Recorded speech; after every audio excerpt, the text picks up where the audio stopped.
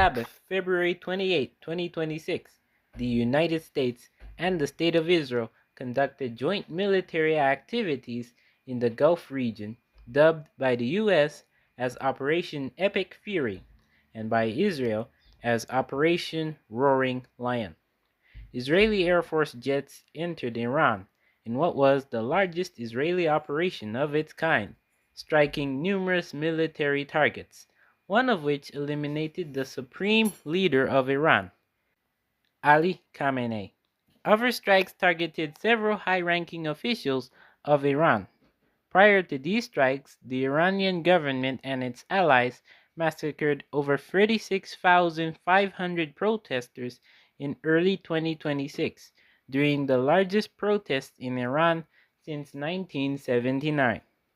Iran retaliated by striking almost every bordering country: Israel, Saudi Arabia, Jordan, the UAE, Bahrain, Syria, Turkey, and Iraq, to name a few, with drones and missiles, triggering what is now being referred to as the Third Gulf War. Other European assets in the Gulf region have also been struck by Iran. As of today, it's quite unclear what exactly prompted the joint American and Israeli strikes, but President Trump, the U.S. Secretary of State, and Israel's defense minister said that the strikes were to prevent an attack on either Israeli or American troops or assets by Iran, to take down the Islamic government and obstruct Iran's support of terrorist groups worldwide, as part of a military campaign entitled The Global War on Terrorism. U.S. Secretary of Defense, secondarily called the U.S. Secretary of War, Peter Hegseth, stated, "The mission of Operation Epic Fury is laser-focused: destroy Iranian offensive missiles, destroy Iranian missile production, destroy their navy and other security infrastructure, and they will never have nuclear weapons." As of today, 13 U.S. military personnel have been killed, 2 Israeli service members are dead, and about 6,000 Iranian military troops are also deceased. Iran has taken many losses in its navy, army, and air force, and for the first time in the 21st century, an Israeli F-35 Lightning II stealth fighter jet shot down an Iranian jet, and USS Charlotte, a U.S. nuclear-powered submarine, sunk an Iranian ship nearby the coast of Sri Lanka. The U.S. has also deployed smart, autonomous one-way attack drones to the Gulf region, and Israel has begun attacks on Hamas, Hezbollah, and other Islamic terrorists in Lebanon and in the Middle East. Iran elected a new supreme leader and shut down the Strait of Hormuz, where about 20% of oil for Europe and Asia passes through. At least 20 million barrels of crude oil and oil products sailed in the Strait of Hormuz daily in 2025, according to the IEA. Some U.S. officials and Israeli officials are considering a ground invasion of Iran together with Kurdish fighters, and President Trump is calling for a global coalition of willing nations to reopen the Strait of Hormuz. With the Third Gulf War reaching its 4th week, the big question all are asking is, what's coming next? Many evangelicals and other conservative Christian groups, including Greg Laurie and John Hagee, believe that the Third Gulf War is rooted in Bible prophecy, in either Ezekiel 38 or Daniel 11 verse 40, that the state of Israel will be defended by God from future Russian-Iranian joint attacks, and that the Third Gulf War could trigger a chain of events leading to the secret rapture, Armageddon, the tribulation, and or the second coming of Jesus. On the other hand, however, Pope Leo XIV, head of the Catholic Church, said, "On behalf of the Christians of the Middle East and of all women and men of goodwill, I appeal to those responsible for this conflict. Cease fire. May paths of dialogue be reopened. Violence can never lead to the justice, stability, and peace for which the peoples are waiting." The Third Gulf War shows a division between Christians regarding eschatological events and biblical prophetic interpretations. After the US and Israel struck Iran, thousands from the Iranian diaspora flooded the streets, celebrating the death of Iran's supreme leader, sporting pre-Islamic Iranian, Israeli, and US flags in famous cities across the world.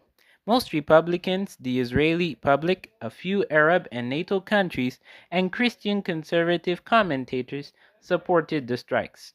Conversely, however, some Americans joined by other nations, a few political influencers, and the Democrats protested and denounced the strikes on Iran, declaring it illegal since the US hasn't declared war since World War II yet.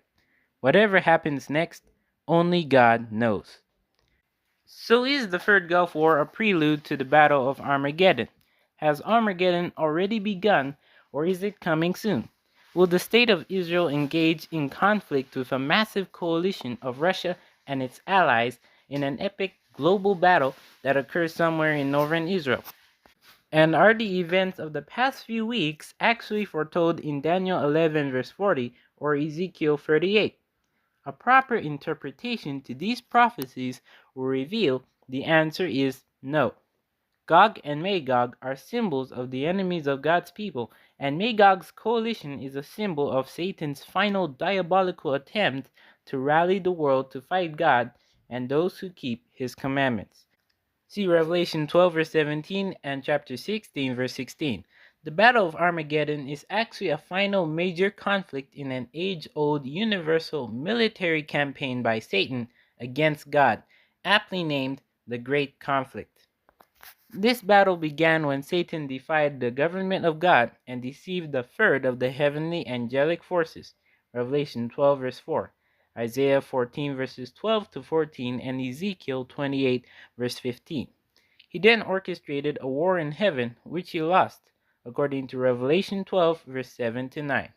Since then, Satan has engaged in warfare in every possible way against God, his government, and his people throughout human history.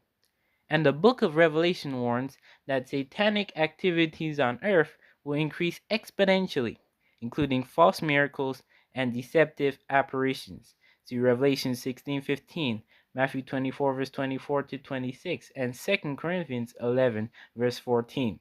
A demonic unity-focused religious political entity, together with Revelation 13's second beast, will lead the world to embrace the mark of the beast and worship Satan.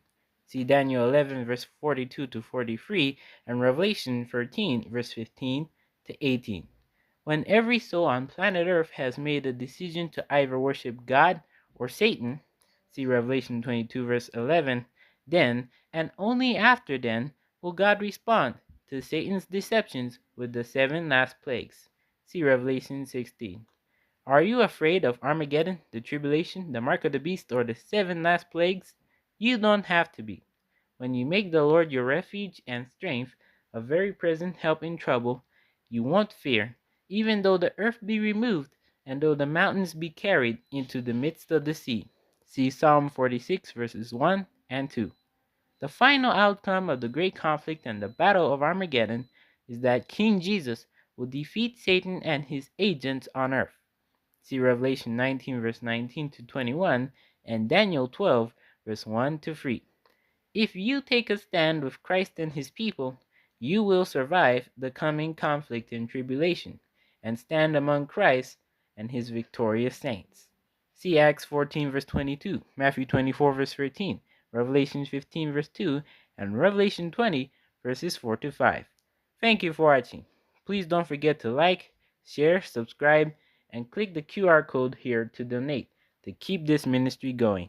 God bless you, and we'll see you in the next news broadcast.